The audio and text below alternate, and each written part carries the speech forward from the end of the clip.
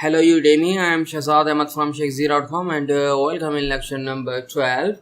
Today we are going to discuss about the script, that how many ways to write your jQuery or JavaScript code. That means we are talking about the external scripting. We have our jQuery folder, as you know, and we have a F drive. In the F drive we have a jQuery folder, and we have created the index.html file, and we have a assets folder. In the assets folder we have a jQuery file. Make sure to execute your jQuery code, or in simple words, to use your jQuery functionality, you have to use the jQuery file. So that's why we have added the jQuery file in our index.html file. Okay, so now this is the internal scripting. As you know, we have an index.html file and we are writing our script here. So this is the internal scripting. You can also copy this code, entire code, from your footer. Just a second. Entire code with jQuery from your footer, and you can also add in the header section. Okay, so it's working fine. But the best practice, you have to add your jQuery and JS files where your body ends. Okay, so now we are talking about the external scripting. Make sure this is the 10 or 20 lines code of your jQuery.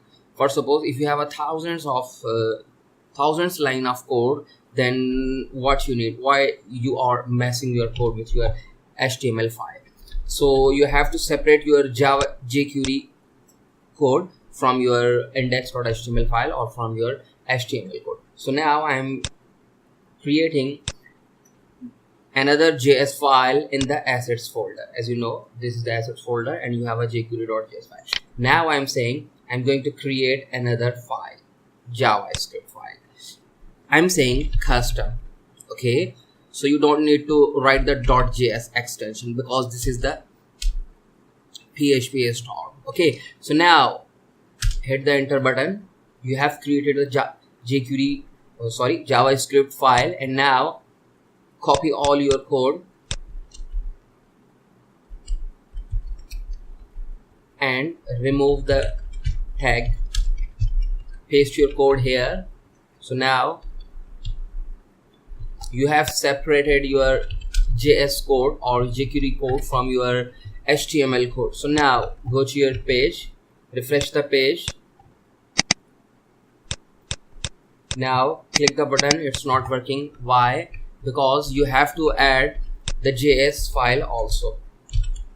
Now how can you add? I'm saying script, and now I'm saying type, so which is text/JavaScript and src. Now I'm saying go to the assets folder and find the custom.js file. Okay, go to your page, refresh the page, right click, inspect element, console, click on this. It's working fine. Then how can you debug if your code or your file is not available? For suppose I'm giving the wrong path, go to your page, refresh the page. So now open your console, that you know it's generating the error in the console sections.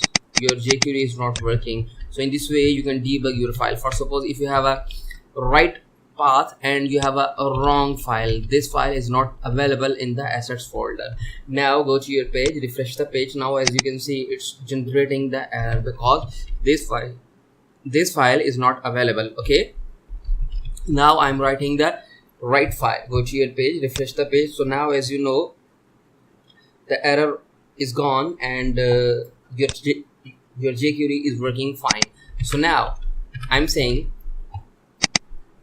okay, so now we have successfully added our external scripting or our external JS file. In the next lecture we are going to continue our effects, so you can easily understand how can you use them. So thank you for watching.